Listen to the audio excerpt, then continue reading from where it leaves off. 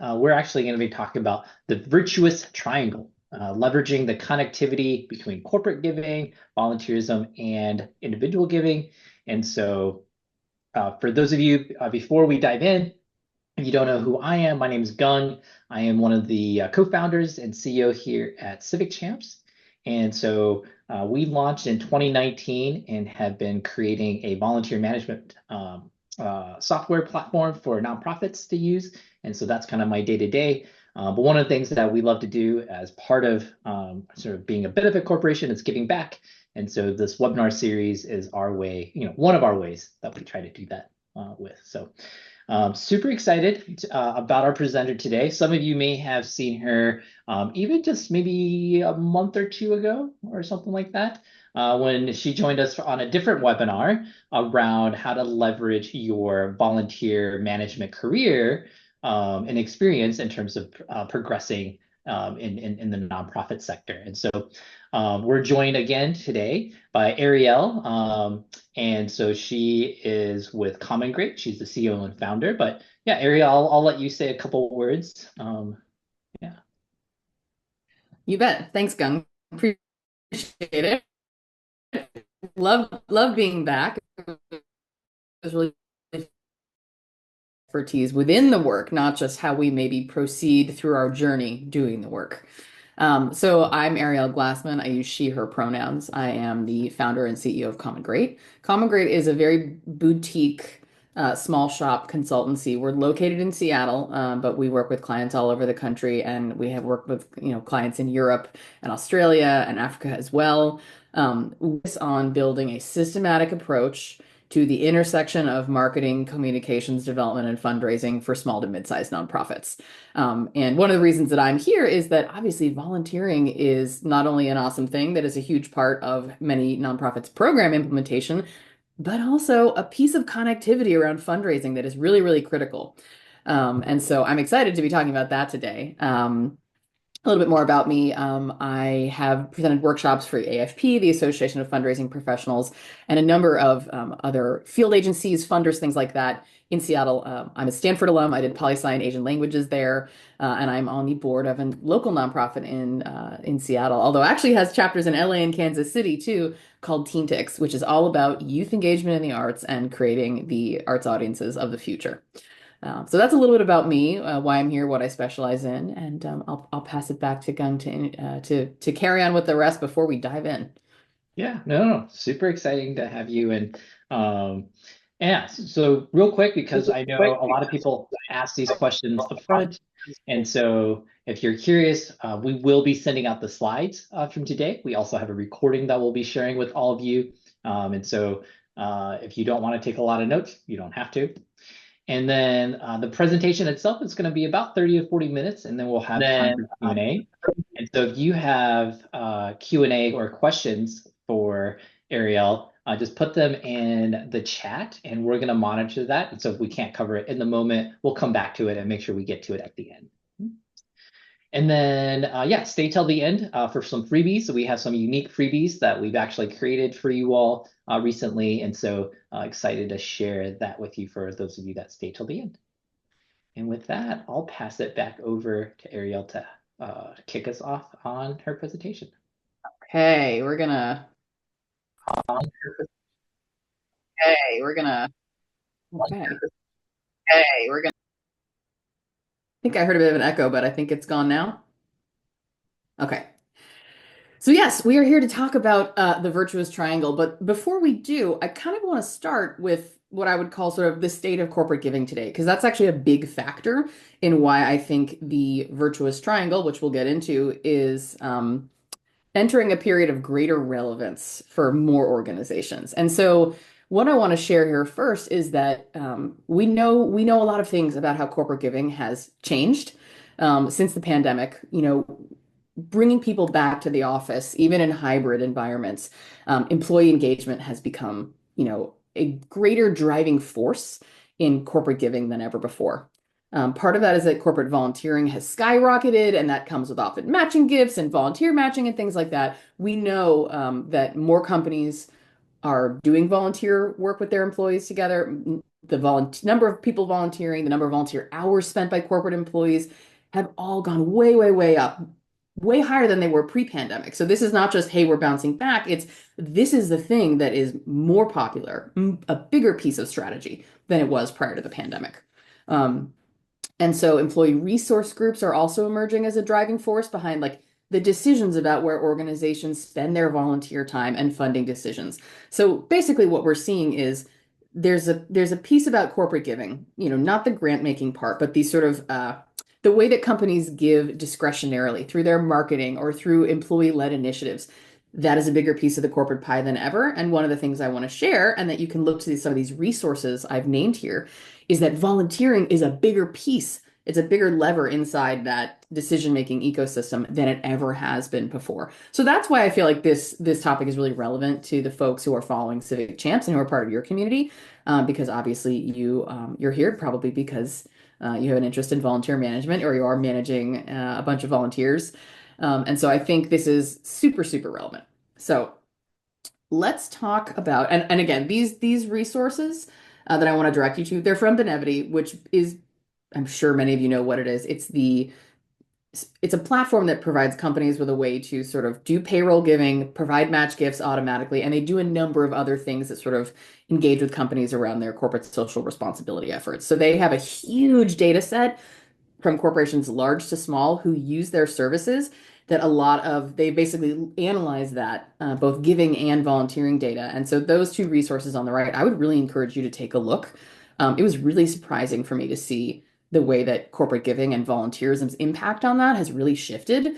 And they're probably going to put out new numbers very shortly. They usually release this in February every year. So I'm looking forward to seeing the next ones too. So take a look at those as some sort of background supportive data to support, the potency of the strategy that I'm about to teach you. So let's talk about volunteers, corporate giving, and individual giving. That is the virtuous triangle.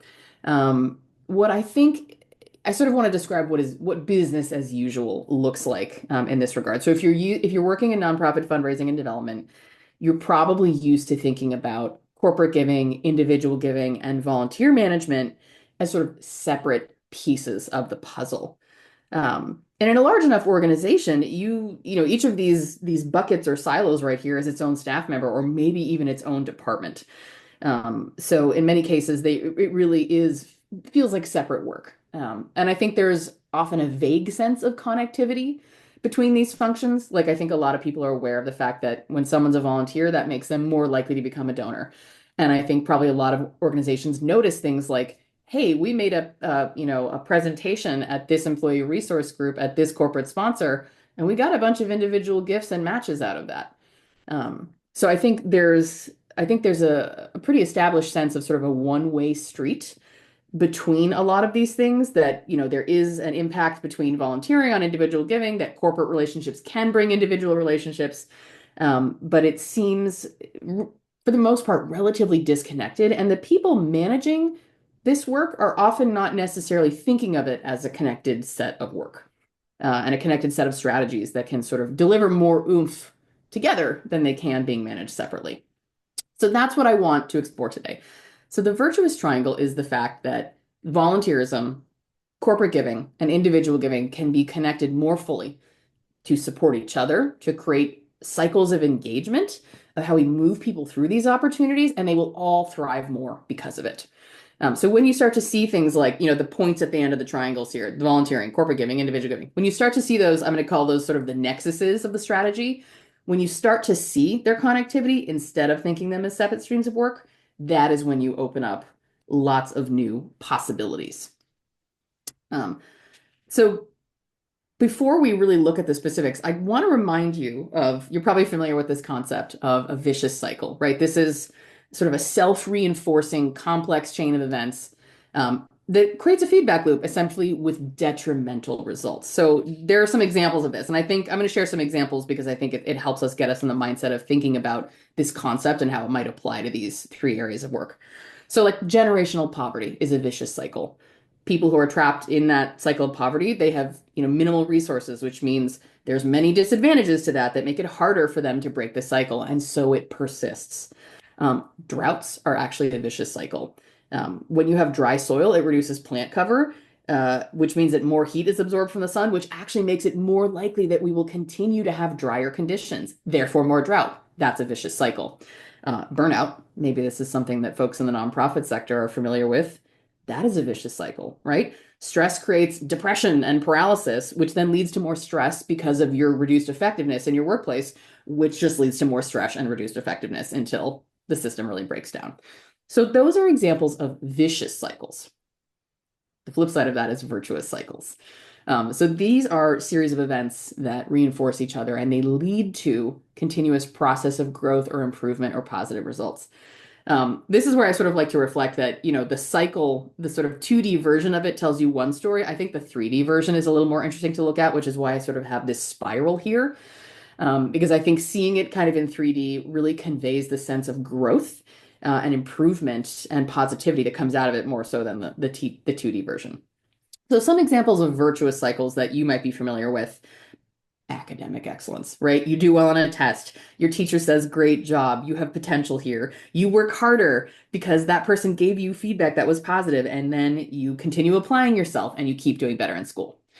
Economic growth, right? Higher wages lead to more consumption. That leads to higher prices and profits. That leads to more investment in jobs. That leads to even higher wages. That's a virtuous cycle. Um, in the tech world, the world that Gung has come from, when you attract, talented developers at the beginning, that leads to more users. That can lead to more investment. That leads to more talented developers or hirers who are coming on board, which leads to a better product. So it's this notion of sort of leverage points that feed on each other that open up more and more and more opportunities and leverage as you go. And that's what we're here to try to create and examine. Um, so this is where I want to spend a lot of time kind of looking at this slide and talking about this. There are pathways between these components of fundraising that we really want to reinforce. And I think it's really important to reflect that these are all two-way streets, right? So let's take a look. I've set this up sort of so we've got our little triangle, and then we've got our my commentary on sort of how we can build a two-way street between each of these points. So let's think about the connection between corporate giving and volunteerism. People who are volunteers on a personal basis, they can bring that opportunity to the company they work for, their their colleagues, and kind of bring that personal volunteer commitment and behavior to their company. Um, Companies also have existing employee volunteering programs that can turn their employees into your volunteers. If you already have a relationship with the company, that can lead to volunteering. Two-way street, right? Between corporate and individual giving, we know that individual donors can be really great advocates for corporate funding from their employers. And again, we just learned at the beginning of this that that's actually more important than ever, and more companies than ever are looking to that kind of dynamic to drive where they give and where they volunteer. So we know that individual donors can burrow into their corporations and do things that help create more individual donors for you. We also know that when you have a corporate relationship, and let's say you get to make a presentation and you can pick up new donors from interacting with companies who are giving you money and who are inviting you to sort of bring their employees closer to the mission. And then when you grow those individual donors, match dollars come with it, right? And then in terms of individual giving and volunteerism, again, we know volunteers are more likely to give than people who aren't. So volunteering can foster the growth of your individual donor program. We also know that individual donors can raise their hands and say, I love this organization. I want to become a volunteer on my own terms. So there's a two-way street between every point. It looks like I just raised my hand, sorry. There's a two-way street between every point in this triangle. And that is really what we're here to sort of understand and reinforce and explore. I think one of the questions to look at here is getting the cycle going. I've seen it start at any point and flow in any direction. So for example, let's look at how a person or an entity could move through these different nexuses. So somebody is a volunteer already. They can give a gift and become a donor. Their employee match will come through from their employer. They can become an internal advocate for their employer's giving and volunteering decisions through a mechanism like an ERG or whatever mechanism exists inside the company to advocate. And that can produce more volunteers who become more donors, et cetera. So I think volunteerism is a great starting point.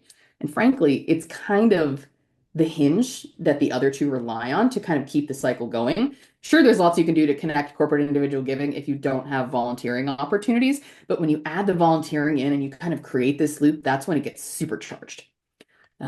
So let's start with somebody who's a donor, right? They can become a volunteer. They can present to that ARG or advocate inside the company for funding and employees and volunteering.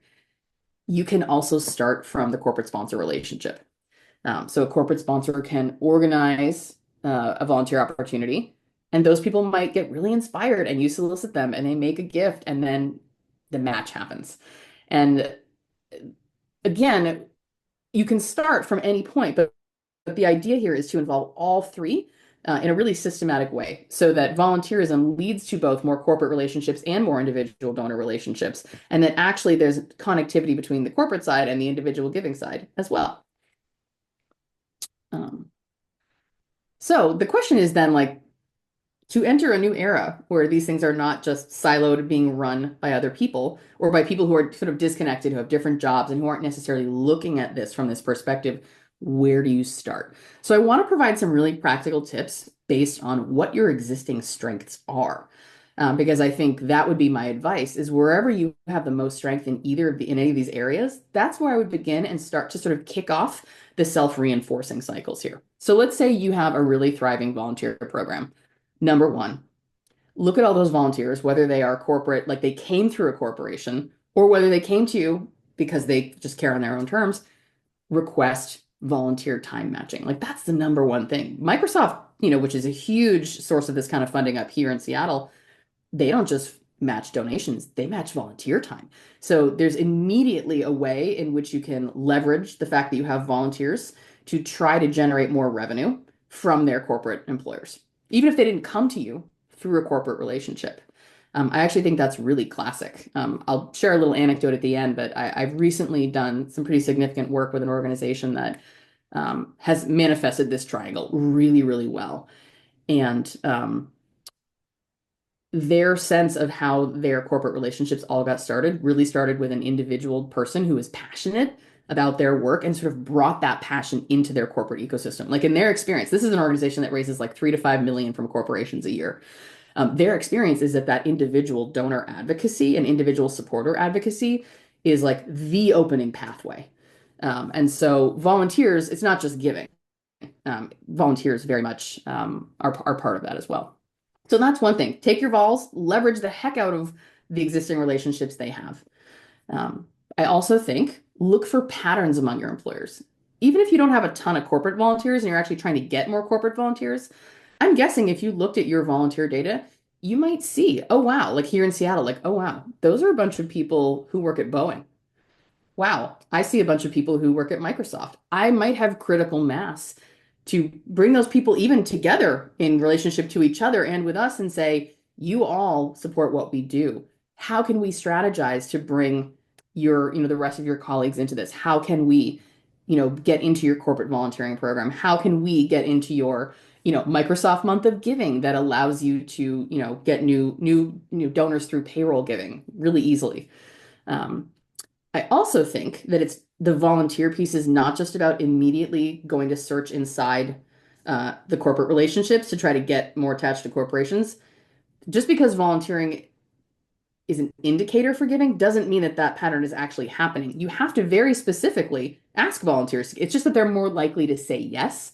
And honestly, in most of the data sets I've analyzed, they tend to give higher gifts as well. But you have to make them a specific segment and market the giving to them through that lens, right? If you've got a bunch of volunteers and you're not seeing a ton of giving there, start by isolating that segment and addressing them as volunteers and saying, we know you've got skin in the game. We know you care about this mission so much. You're willing to put your time and energy into it. Will you put your other types of resources? It'll never change that's a really workable strategy for any nonprofit that has volunteer opportunities that are part of the way you run your organization. But I think the most important thing is to really intentionalize that from the get-go. Don't just like see if it happens. Find your volunteers and create an engagement and solicitation strategy around them to kickstart giving, and not just their volunteer time. So, what happens if you have a lot of donors, but maybe not as many volunteers or not as much strength in corporate partners? The first step with donors, if you have volunteer opportunities, which I'm presuming you do, invite them to volunteer. See if you can start getting that connectivity, that just the actions and steps that involve their own personal time and agency. See if you can get that going, first and foremost. Um, there are also people in your database who are donors, who employers match gifts. Sometimes those come in through Benevity. They made a workplace giving pledge, the gift and the match arrive at the same time, no follow-up needed, right? There are lots of people who might be making recurring gifts outside their employer system, who might be giving at events or just giving to your annual campaigns and appeals, where you have the ability to kind of go deeply into your database, identify anybody who works at a company that has a match, and go take a sweep through and say, hey, wow, you've given this year, but you haven't had your gift match yet. Will you submit that? That's something we advise all of our clients to do, like basically every 6 months, is kind of sweep the people you know work at matching places and those who have given and not been matched, like follow up and just claim that free money. And I think a lot of times when we start digging into segmentation and isolating certain groups in our CRM, we start to see real potential in strategies that are highly tactical like that, and that are working to generate more revenue from within, like relationships you already have, and that you don't actually have to acquire anything new to make more value out of your donor base and sort of get more connectivity into the corporate world either. And again, you have a donor, look for somebody who's passionate and ask for their help, singularly or collectively, in getting connected with the PTB, which is the powers that be at their company. And I put that in there because every company is different. So I don't want to say, get connected with the ERG who handles your issue, because not all companies have those structures. So there's a little bit of sort of a, as you look to getting volunteers and donors to help you get into their corporate environments, kind of really helping. I think that one of the most powerful things they can do is help you understand how to maneuver, because how you maneuver for employee funds inside Boeing is really different than how you maneuver for employee funds inside Microsoft. So I think that piece about connecting and making sure that you have relationships with volunteers and donors, that will mean they will say yes when you say, help me sort this out. What's the pathway? They're the ones who know. And a lot of times companies keep that information to themselves because they don't, or they don't really publicize those pathways, which I wish that they would. But you can understand how they want to sort of create a bit of a filter, and not just get slammed with requests from every nonprofit in the community. So there's a little bit of gatekeeping that goes on in accessing corporate funds. And I actually think your volunteers and donors are the ones who are best positioned to help you understand where the gates are and how you get through or around them. Um, if you are an organization that is strong with corporate partners already, so hopefully you've got a relationship with the person who's managing their giving. That's easier said than done.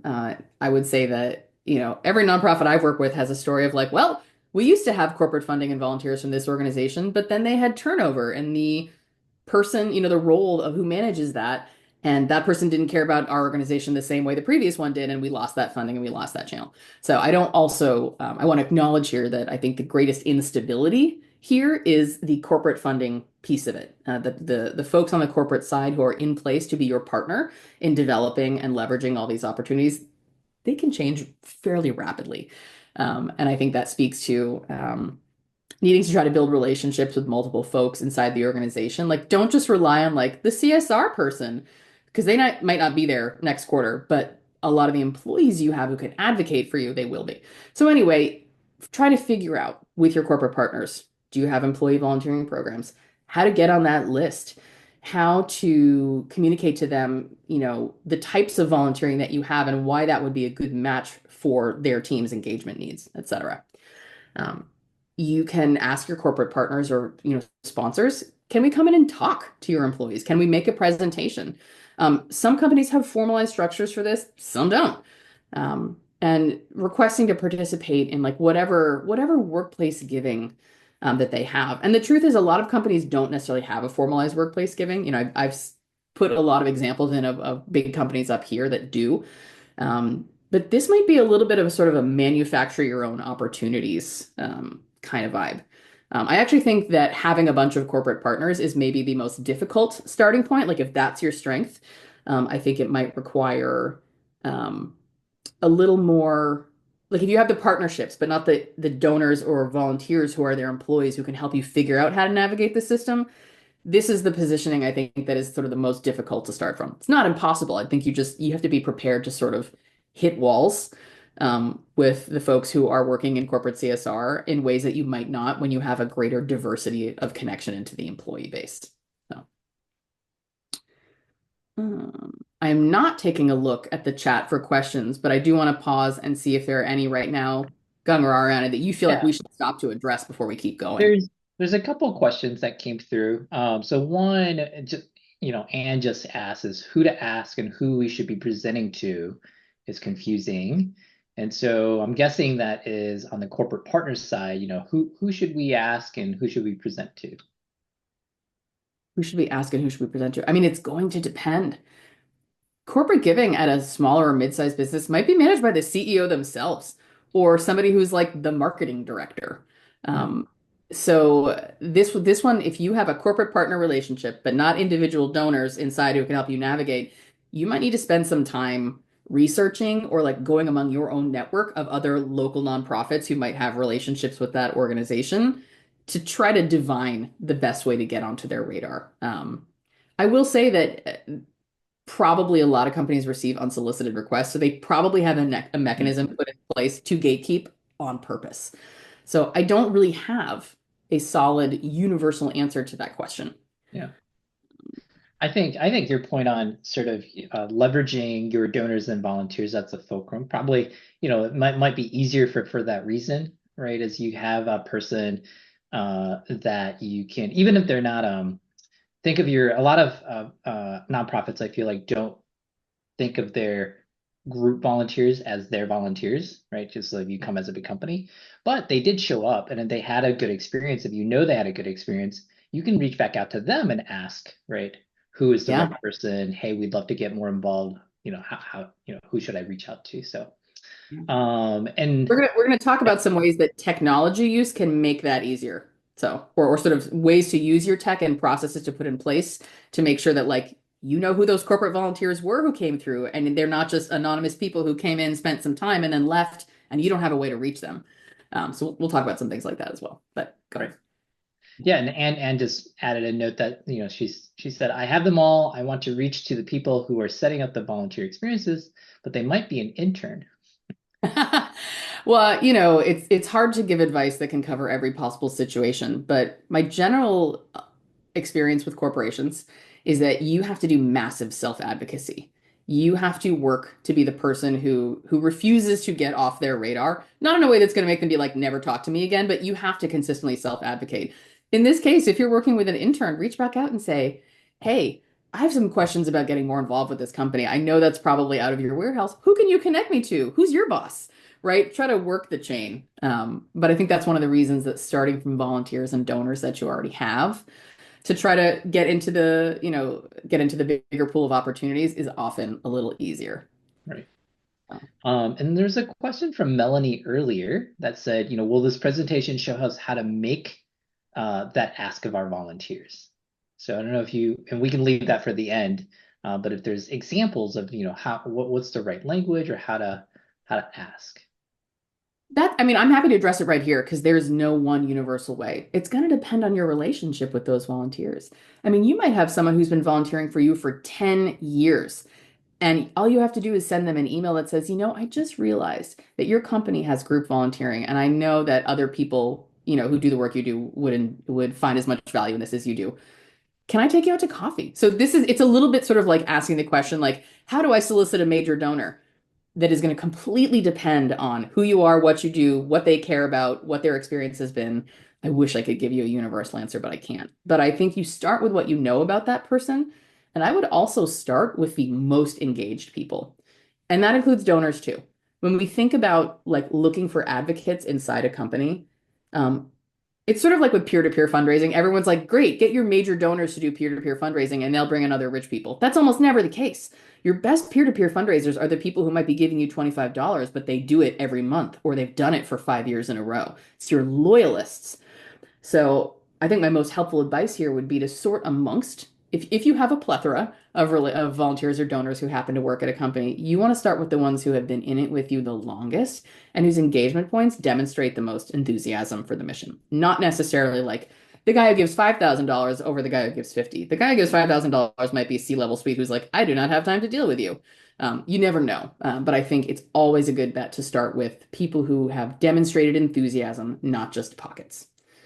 So that'd be my advice about how to choose amongst those and kind of direct and prioritize your energy if you are in the lucky place where you have lots of volunteers and donors to choose from. Awesome. Well, that's great. Yeah, that was so far the questions we had. Okay. Well, let's keep going then.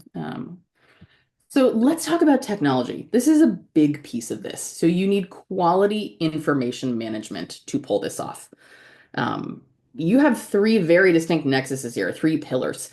Each of them requires information management of a certain kind. And if, like, let's say you're not tracking volunteers very robustly, if one of those pillars of the triangle breaks down in a meaningful way, it limits you from really fully accessing the connectivity between all of these relationships. So, like,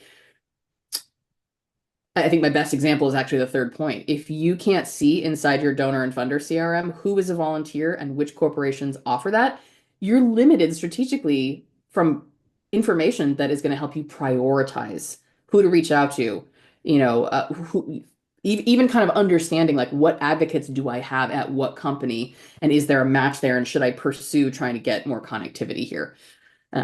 But also, like, if your CRM isn't organized very well, you can't query volunteers easily. You can't query groups of individuals, or you can't search by so and so's got an at Microsoft.com email address. All of those little pieces of how you manage your information are going to have a big role to play. So I would say if you're sitting here going, oh boy, we don't have a way to reflect volunteers inside our CRM yet, it's living in this other system. Fix that first before you try this, because I think you'll hit walls really early on of getting to the identifying the people who are the ones who can advocate for you and be your points of leverage. Um, there's a lot of details in this way. I will say that anything that you can do to enhance the volunteer experience through strong tech, designed for the purpose of volunteer management, is good. So, I mean, you're all here because we've been brought together by Civic Champs. They're one of many options for volunteer management. But if you are not using tech to facilitate the full volunteer management cycle in a really robust way, I also think that's challenging. You might know who those donors or who those volunteers are, but if they're having like a less than satisfying experience because you are stuck in a manual land and you're missing steps and you're missing engagement communications, it's going to be a weak link in the circle for sure. Technology isn't just how we hold information. It actually, I think, really deeply changes what we are able to do with that information. And I think there's a lot to explore in this world. And, I expect that maybe some folks will have really specific questions. Well, how do I link this volunteer system with this database? We can't, I think, really go into those weeds in this webinar because there's umpteen million databases and many volunteer systems, and there's no universal answer there.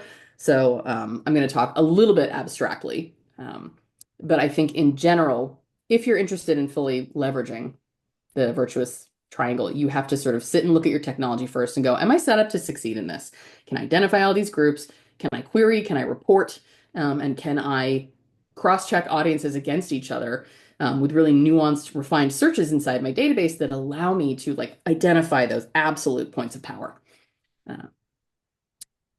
Lots more that could be said there, and that's what I will say is that one of the reasons I like appearing with Civic Champs is I think their product does a really good job of managing these parts of the cycle that create a good volunteer experience that's needed if you're going to make it the fulcrum of this strategy. I think there's some other tips about how you manage this work inside your organization that I'd like to share. In the nonprofit sector, things like we are at capacity and nobody has a bunch of time to go spending on new stuff because we're in a funding, like that's not immaterial to your experiences trying to build these strategies and execute these. So I want to spend some time thinking about not just like what do you do, but how do you do it? I'm sure there's a variety of different staff roles at nonprofits reflected in the folks who are on the webinar today.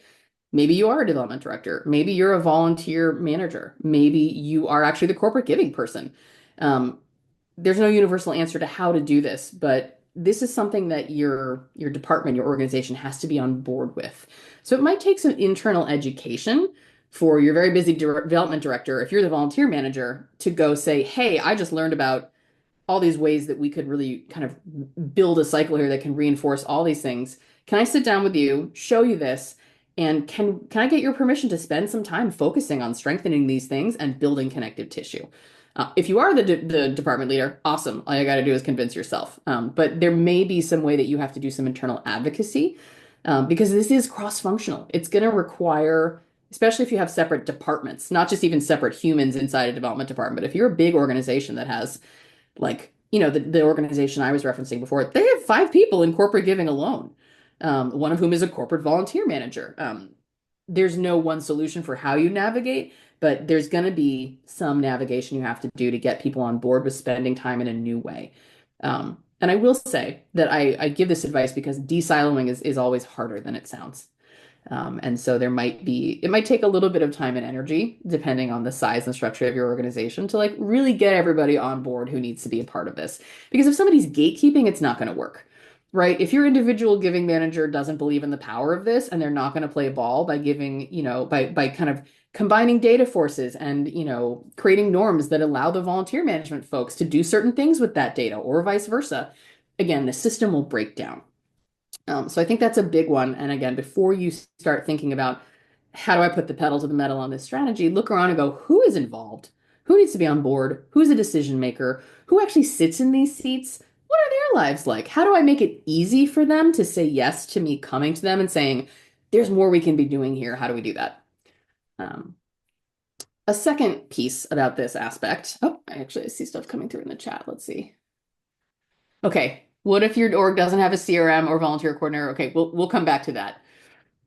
But Allie, your comment is absolutely right on the data is a shared resource, even if it's living in separate systems. Okay. So the second one is to build this approach. Once you're on board, once everybody's on board and you're like, aha, my environment will tolerate us trying to put some efforts into this.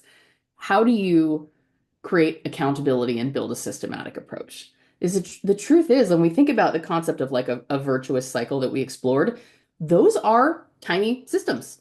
And so systematizing this is one thing. This is where we say things like, all right, let's get this into our development plan. We're going to do a quarterly sweep of donors who work for match companies who haven't given and solicit them and say, don't forget to submit your match. And the next quarter, we will do a sweep of people who have matches who have given, but we don't have their match yet. And then we're going to solicit them and say, can you please submit your match, right? You build consistency of rhythm in, and you can sort of look at each of these as a stream of things. I love to make Gantt charts when I make development plans for this reason. So if you look at the stream of volunteering activity across a year, the stream of individual campaigns across a year, the stream of corporate, the rhythm of corporate giving work across the whole year. It's easy when you do that to kind of line up and see points of connectivity where like, I'm going to do a certain thing with this segment of individual donors that's going to coax them into saying yes to becoming volunteers. And that's strategically positioned right before we have a big event that we always need to recruit volunteers for, right? So looking at the full kind of calendar of the organization and looking for your opportunities, not just to do more with each thing, but the spots where you can try to push people who are behaving in one way that fits into this puzzle into the other pieces of the picture. And that's also how you stay accountable to it. If it's in your plan and you have things like quarterly check-ins on the development plan, that's where we can all look around and go, we agreed this was a priority. Oh gosh, it seems like volunteering has been really at capacity and hasn't been able to play their part in this as easily as we hoped. Hey, how can we help? Or how do we problem solve around that? So I think, like any strategy, you have to figure out how to systematize it and how to be accountable. And whatever kind of planning you do, it's got to be baked in there and not just this thing that's extra and lives on top that everyone's like, this is kind of optional. Because, when the going gets tough, everything that's optional gets jettisoned. And I think one of the challenges here is that you can build up a lot of momentum with all of with each point of the nexus in the virtuous triangle. And then something can happen where one of the nexuses will come to a creaking halt and stop being able to play its job. And if that happens, you've lost a lot of that energy and momentum into the ether. There's sort of There's an entropy that can happen. You've got a system going, it's up and running, and then, someone sticks a stick in the wheel, the spoke of your wheel, and the car stops driving. We want to avoid that. So we want to create accountability. I also think it's really important that once you've got everyone on board and you're figuring out how to bake this into the way you do your collective work, you have to establish like clear guidelines, not policies necessarily. It could be policy, honestly, for each nexus so they can operate their piece without friction. So I'll give you these examples here are from a real organization that we worked with, the same one I've been talking about. They had questions like, well, great, volunteer folks don't want us to solicit the volunteers, and every time we come and say we want to, they say, oh, well, we have all these other things going on. We can't do that.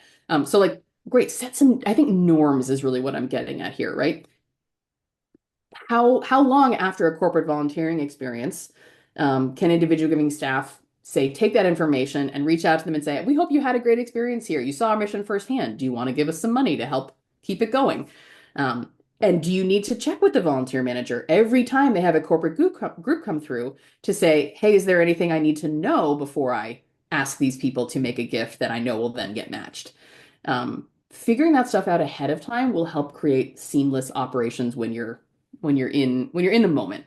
And I think there's definitely, from the corporate and individual giving fundraising staff, it's the same thing.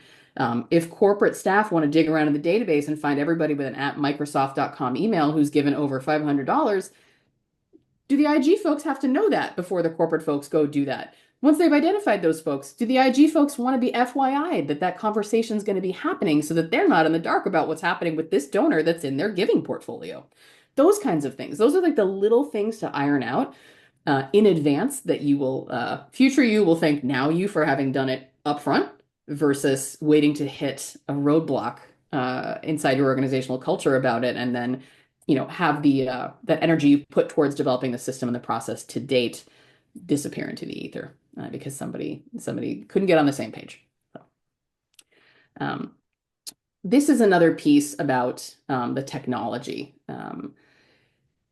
What I would make sure is that everybody understands that the data is a shared asset and that there isn't like a lot of times there's sort of silos and ownership and no, that's my donor and I get to claim that revenue so that I get my bonus at the end of the year because I get to say I beat my goal.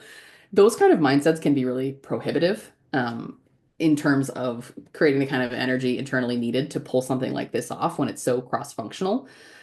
We want to do whatever we can to avoid those situations. And I think a big piece of it is about technology access, but also setting kind of some of those norms. Again, you see territoriality and you don't want your individual giving person getting mad at you that you, the corporate giver or the corporate fundraiser went in and were investigating their donors and looking at all these things without them knowing that you had intentions around doing that. Now that's a concern for organizations that have more than one development staff. Seems like we have a question from someone in the chat earlier saying, this is actually all on me. What happens if I actually don't have different people in these environments? Different people minding these functions in my environment. And I think the other piece, I'm going to go back to our tech slide. Actually, that's not what I meant to have happen. Well, I jumped back by accident, and I don't know how to fix that. Give me one second. Press the arrow key, the left arrow. Okay, I'm coming back. You just witnessed an elder millennial have a slight malfunction. There we go. In the technology piece, this is the piece I wanted to come back to. Information management, right? So corporate volunteers. You may or may not get their names. You may or may not get their email addresses. You need that information if you're going to create a viable follow-up strategy that's going to attempt to draw those specific volunteers and that company into the virtuous triangle with you. So for example, like make sure you set expectations really clearly with corporate volunteering. Like you need to collect names and addresses or you're not going to be able to feed this into your engine. So like what policies need to be adjusted, what expectations need to be set, and what tools do you put in place so that like you get that list of names and emails from the company, et cetera. And you have to, figure out what you will do and how you will respond if a company says, well, we want to volunteer, but we don't want to give you that information. You don't get to have it. You need to understand kind of how you'll respond and how you'll make the case. But more importantly, like this is fundamentally kind of a systems thing. And so I want to address like looking around your ecosystem of collecting information about people who interface with you, programs, volunteers, donors, and making sure that there are no holes. Making sure that you're not going to come to a gap that you needed to be filled in order to move forward with the strategy. So wanted to come back to the tech slide to talk about that. So some final tips before we go into Q&A. Anything that strengthens your overall volunteer experience is going to be something that amplifies the potential of the virtuous triangle. Like, as I said before, these three things work in tandem with each other, but it's the volunteer piece that is the thing that blows the potential out of the water for the other two pieces. Of course, we can work corporate and individual relationships to try to maximize each other. But the volunteer piece is crucial. And so anything you do to make that volunteer experience better, right? The data that you systems that you use to manage it that are seamless for them signing up and that send an automated thank you after, the creating meaningful opportunities, making sure that what you're showing up and having people do is fulfilling and will attract them to the mission and the organization, that you're consistently engaging and communicating with them. Those pieces are not immaterial to like making the absolute most of volunteering as the fulcrum point. I will also say that I'm assuming you're here and that you're on the radar of Civic Champs because your organization has a volunteer program or utilizes volunteers in some way. If you don't start a volunteering program just to be able to take advantage of the virtuous triangle. It's sort of like don't let the tail wag the dog. It's sort of like saying don't change your programs because this funder said, well, we want to fund of people doing this thing this way, not doing it the way you do it, right? That creates mission drift. So similarly, don't let don't let the potency of this opportunity change your organizational model. It's not for you. I don't want anyone sitting here going, wow, in order to really do well in corporate giving, I have to manufacture this whole wing of volunteering, and that doesn't make sense for my organization. This strategy isn't exactly for everyone. But I also want to say that I think a lot of the advice I've given about the connectivity between corporate and individual giving can be leveraged by organizations who don't have a volunteer program. And so the point here is not everybody should be doing this. It's make sure that this is right for you because volunteering is already inherent to what you do. And I will say that, this came up in the chat. This can be as productive for small nonprofits as it is for large ones. But I think the challenges will be different. I think the challenges between one person who's trying to mind all these things and trying to, you might have the ability to get buy-in easier with a smaller organization. And you're like, this is all on me. I'm the one person doing all these things. So that's okay. Your challenges are going to be really different and you'll hit other ones than somebody whose first challenge in a larger nonprofit environment is, this is going to take 8 people on my team to make happen. How do we start mustering conversations to bring everybody on board? Really different challenges. But once you get it started, it can be as productive for the small guys. And I will end by saying, don't underestimate the power of corporate matching. So that organization that I was talking about, they're a $30 million a year organization, huge volunteer program, lots of individual volunteers, lots of corporate giving volunteers, and they're raising about 3.5 to 5 million every year in the last few years from like over 100 companies. They have 5 people in their corporate giving team. 20% of that corporate revenue is coming from matches. Matches that are actually being driven by the productiveness of their volunteer program and their individual giving program and the funnel they've created to drive volunteers towards giving and being rigorous about claiming the matches on that. That's a mind-blowing amount of money to come in basically passively, right? We're tacking on tactical approaches to our current strategies to bring the matching gift in. That's a high leverage point. So I just want to name that people don't think about corporate matching gifts as, I think, a source of a lot of money. But if you get this up and going, it can be a lot of money that you raise, even from just the sheer fact that your individual donors that come from these corporate volunteer things come with matches a lot of the time. So don't underestimate the power of that. It's not just about trying to get a $5,000 corporate sponsorship. What I will say is there were, I think, 2 of the years inside the 5-year data set I studied for this organization where they actually raised more from matching than they did from the sponsorship and other partnership opportunities that they offered. And we're talking, this is an organization that is getting like a $100,000 grant every year from Microsoft. Their matching gifts in certain years have really exceeded the rest. And I think that's actually it's part of diversification. It's part of having a revenue strategy. Most corporations, even if times are tough and they're cutting sponsorships or they're cutting grants, They're not going to be messing with their matching gift programs because that's the piece that keeps their employees connected and it's about their workforce.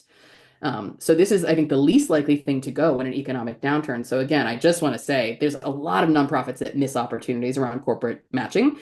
And this triangle is one of the ways that you can work that system and really maximize the potential of corporate matching. So, okay, I'll stop sharing. I'll let Gunn take it back. Yeah, so we have a couple questions coming in for Q&A. We'll let other folks also add any questions, and so we'll just give folks, a couple minutes here to kind of noodle what questions you might have, and put that in chat. In the meantime, in that 2 to 3 minutes, I thought we would just do a quick background on Civic Champs as well. And so for those of you that don't know, have maybe just saw the webinar and thought the topic was really interesting, but don't know much about us. And so real quickly, right? So Civic Champs, we're a volunteer management software platform. Ariel obviously gave us a shout out earlier, but our mission, if you will, is to really support nonprofits across the full life cycle of volunteerism. So from recruiting to onboarding to scheduling, engagement, retention, and reporting. And so you can imagine on the corporate side, right, that's how do we create events that private events for corporations to feel to like send out to their employees to sign up for, right?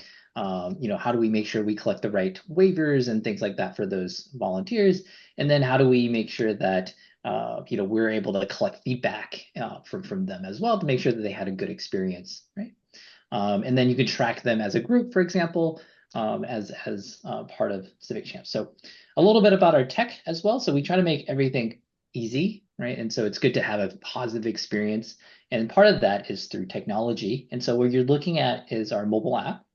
And so this is just a check-in process. Basically, we use geofencing. And so we know that at this time, at this place, you're probably here for this volunteer opportunity. So if you hit the big blue check-in button, it checks you in and you can pick what you're here to do. But beyond that, we also collect feedback from everyone. And so kind of taking a page from your Ubers of the world or your DoorDashes, right, to say, hey, at the end, did you actually have a good time or not? And for us, this has been super important from a retention standpoint, right? And retention of your volunteers, but also, again, right, if you are gonna, reach out to volunteers to say, hey, can you connect me to the right person? You should try to find the ones that are happy, right? And because that maybe perhaps not everyone Yes. was as happy, right? And so seeing all that on a dashboard is what you're looking at here. And so we try to bring that data to folks in a easy way, right? So with that, I'll leave this screen up for a little bit in case people want to jot down our contact information. But otherwise, we'll circle back here to Q&A and tackle some questions. I do want to stop to address the question that Melanie asked. What if your organization doesn't have a CRM or volunteer or fundraising person and the ED wears all those hats? So my suggestion to you, Melanie, is that if that's the case, if you are like an ED and you don't have other staff or you have a program staffer, but nobody really in those roles and the fundraising is all on you, I think you probably need to be looking for higher leverage opportunities to focus on.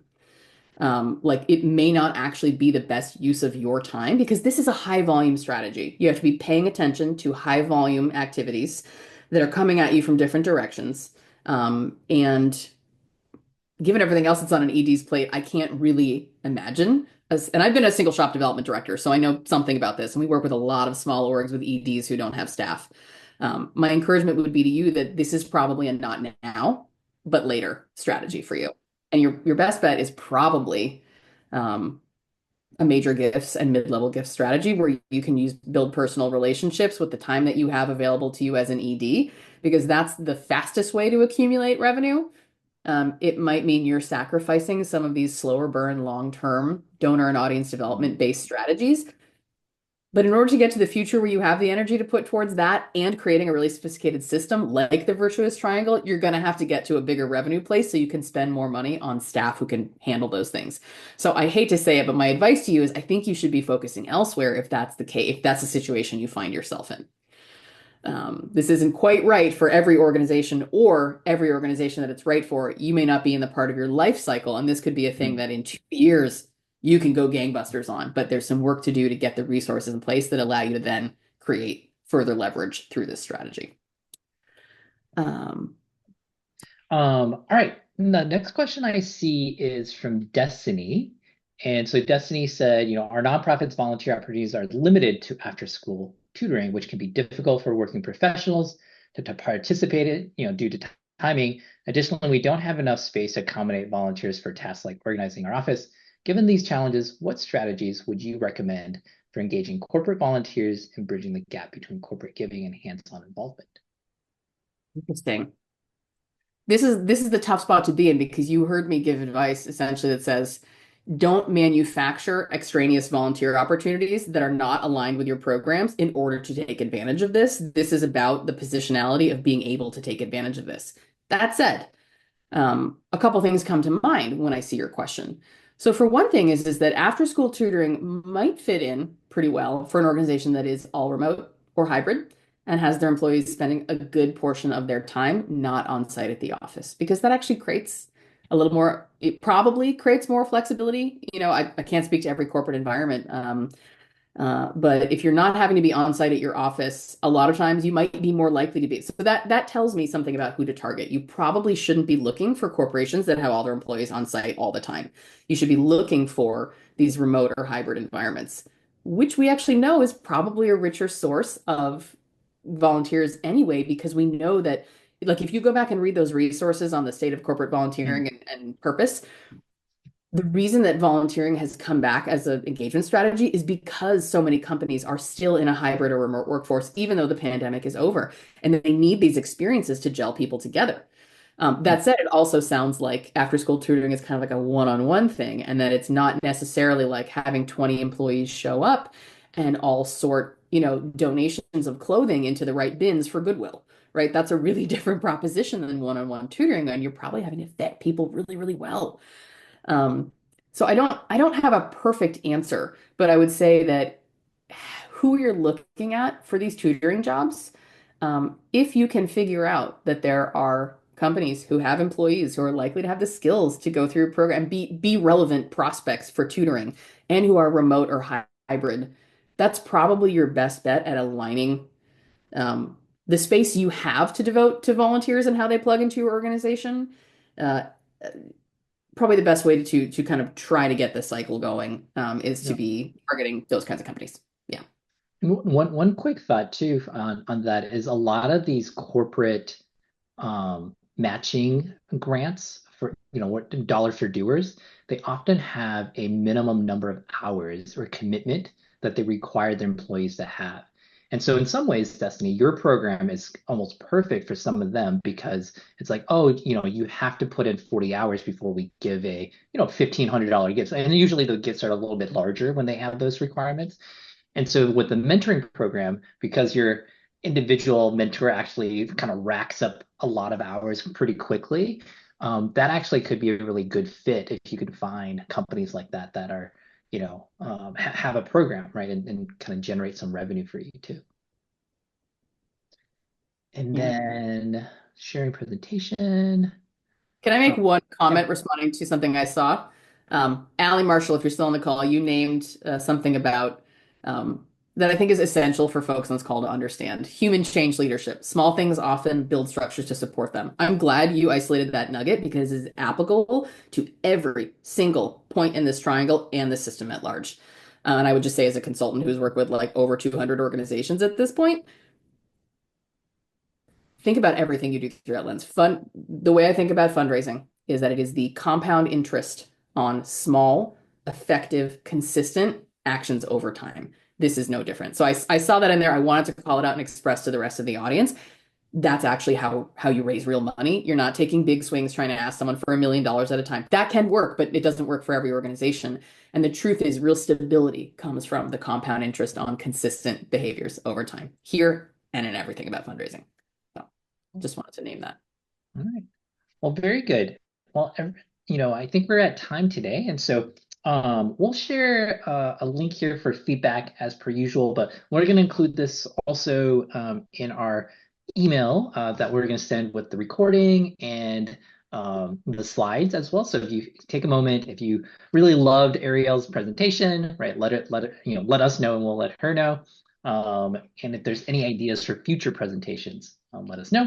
But as promised, we do have a cool freebie, and so Ariana actually put this together last week. A number of folks are still working on, your annual reports for the past year. So we decided to put together a little Canva template for you, and so you can click on the template itself. But basically, it's a template. You can sort of make a copy of it, and then just put in your numbers for your organization, plop in your logo, and then hit print, and then you'll have a kind of nice volunteer impact report that you can share with your board or with your supporters. So hopefully that's helpful.